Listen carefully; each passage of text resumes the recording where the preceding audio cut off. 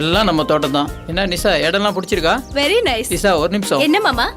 நான் எம்ஜிஆர் மாதிரி இருக்கேனா? ஏன் மாமா காமெடி பண்றீங்க? காமெடி வாங்க பண்றேன். போலாம். சுத்தி பார்த்ததெல்லாம் போதும், வா நம்ம ஊர் கோயில் சுத்தி காட்டுறேன். ஓகே மாமா. நிஷா, நீ பெங்களூர் இல்ல மலேசியாவுக்கே போனாலும் இந்த ஜாலி வராது. உண்மைதான் மாமா.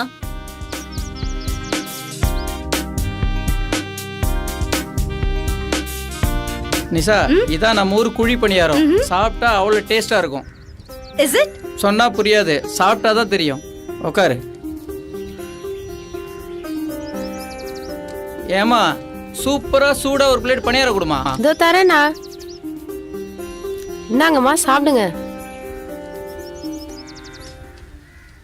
இது வரைக்கும் பெங்களூர்ல இது மாதிரி சாப்பிட்டுருக்க முடியாது. நீ சாப்பிடு. தேங்க்ஸ் மாமா. என்ன நிஷா, டேஸ்ட் எப்படி? சூப்பர் மாமா. இந்தாங்க, நீங்களும் கொஞ்சம் சாப்பிடுங்க. நான் சொல்லல, நம்ம ஊர் டேஸ்ட்டை எந்த நாடும் அடிச்சுக்க முடியாது. சரி நிஷா, கை கழிக்கோ. ஓகே மாமா.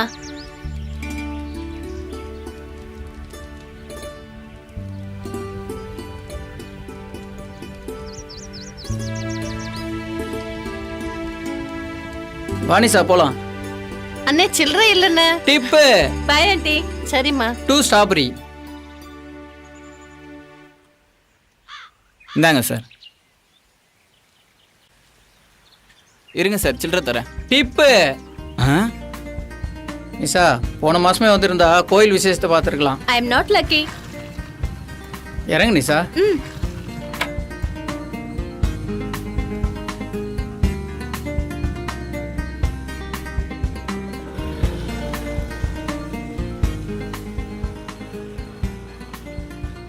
நிஷா, சக்தி வாய்ந்த கடவுள், மனசுல நினைச்சதை வேண்டிக்கமா. சரி மாமா. கடவுளே, காமாட்சி என் தலையில கட்டிட்ட, அவளுக்கு பதில் இவளை எனக்கு கட்டி வச்சிருக்கலாம். இப்பவும் ஒன்று கெட்டு போயிடல, இவளை கொண்டாந்து உன் முன்னாடி நிறுத்திட்டேன். எப்படியாவது இவளை என் பொண்டாட்டி ஆக்கிட்ட சாமி. இதை மட்டும் நீ செஞ்சிட்டீன்னா உனக்கு பொங்கல் படையல் போடுற சாமி.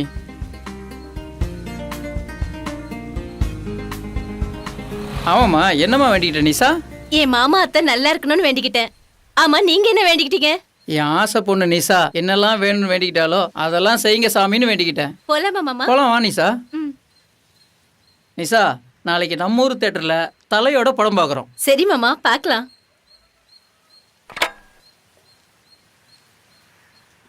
மாமா போலாம்.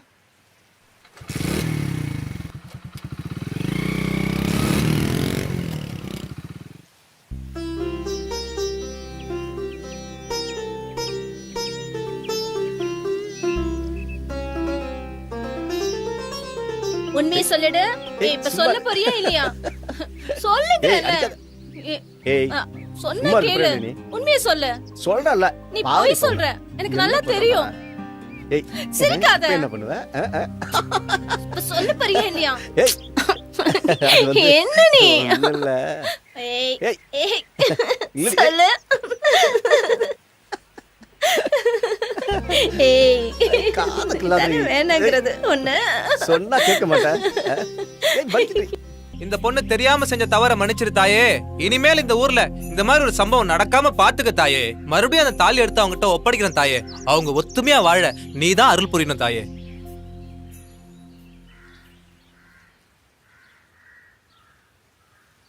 இங்க பாருங்க, நம்ம ஊர் வழக்கப்படி கணவன் மனைவி இதுவரைக்கும் பிரிஞ்சுதா சரித்திரமே கிடையாது.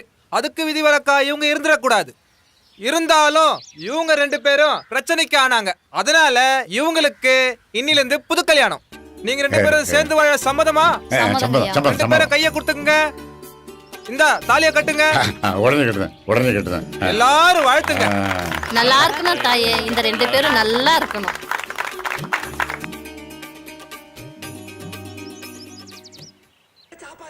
காய கரெக்டா பார்த்து அடிக்கணும். காய பார்த்து அடிக்க போறியா? சொல்லணும், முதல்ல எல்லாத்தையும் கலக்கணும். எல்லாத்தையும் கலக்கணுமா? உசுருக்கு வரைக்கும் டாக்டர். சீக்கிரமா இந்த கால் விரல்ல மெட்டிய மாட்டி விடுற நிஷா. இந்த வீட்ல இருக்க என்ன நிஷா, உற்சாகமா டிவி பாக்குற மாதிரி இருக்கு. நிஷா, வெளியே போயிட்டு வரலாமா? இல்ல மாமா, 10 o'clock ஒரு முக்கியமானவரை போய் பார்க்க போறேன். என்னோட முக்கியமான ஆளா? யார் நிஷா அந்த முக்கியமான ஆளு? நேரம் வரும்போது நானே சொல்றேனே மாமா. மாமா கிட்ட நேரம் வரும்போது சொல்றேன்னு சொல்ற அளவுக்கு அவ்வளோ பெரிய ஆளா? சாரி மாமா, டைம் ஆயிடுச்சு. நான் அப்புறம் வந்து சொல்றேனே. பாய் மாமா. இவ ரூட்டே ஒன்றும் சரியில்லையே, ஃபாலோ பண்ணணும். அருணாச்சலனே ஈசனே அருள் புரியாயே. தாஸ்,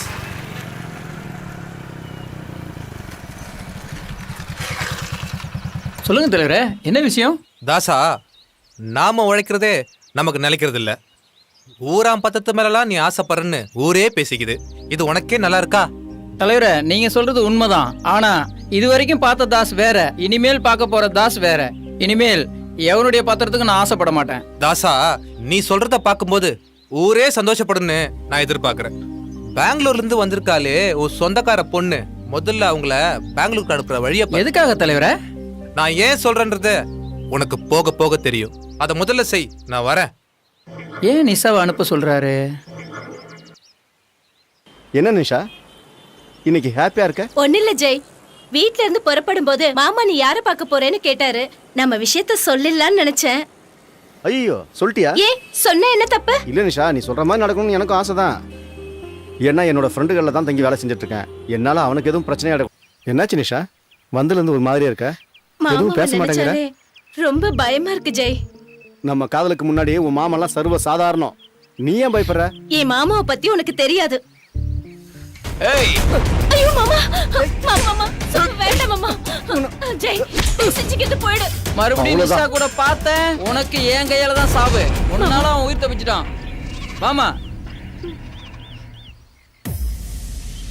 ஏண்டா சவுந்தர், என்ன ஆனந்த்? என்னடா அவசரமா வர சொன்னார், இன்னும் ஆளே காணோம்? ஆனந்த் இதோ வந்துட்டாரு. ஆ, வணக்கண்ணா. வணக்கம் வணக்கம். என்னண்ணா அர்ஜென்ட்டாக வர சொன்னேன்? இந்தா பையனை பார், நல்லா பார்த்துக்கோ. யாருண்ணா அவன்? இந்த ஏரியாவில் எங்கே பார்த்தாலும் அவனை கை காலை உடைச்சிடு. எதை பற்றியும் கவலைப்படாத. நான் பார்த்துக்கிறேன். ஏய், உயிரே போனாலும் என் பேர் வெளியே வரக்கூடாது. அண்ணே, எங்க உயிர் போனாலும் உங்க பேர் வெளியே வராதுண்ணே. வேலையை முடி, வேணுங்கிறத நான் தரேன். முடிச்சிட்டு வந்து பேசிக்கிறேன். ஏட்ரா வண்டியா? சரி கிளம்பு. சரிண்ணே.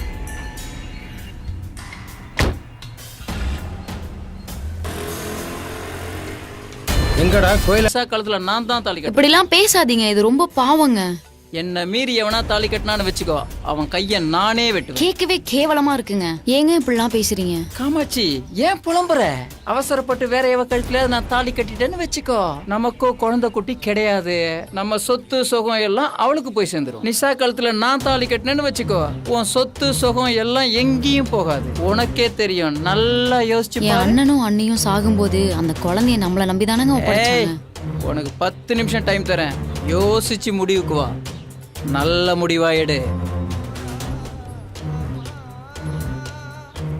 நில்லுங்க, கல்யாணத்துக்கு நாளை குறிங்க. சபாஷ், இப்பதாண்டி நீ என் பொண்டாட்டி. வாடி செல்லம், ஹோட்டல் போயிட்டு போலாம். நீ ரொம்ப நாளா கேட்ட பட்டு போடுவே, இன்னைக்கு வாங்கி தரேன்டி. என் அத்தை மாமா பேசுறது கேட்டியா? என் மாமா தான் பொறுக்கினா, என் அத்தை அதுக்கு மேல இருக்காங்க. அழாத நிஷா, அப்படிலாம் ஒன்றும் ஆகாது. எப்படி ஜெய், எப்படி? எனக்கு வாழவே பிடிக்கல இப்போ. அழாத நிஷா, ப்ளீஸ், சொன்னா கேளு. அழாத.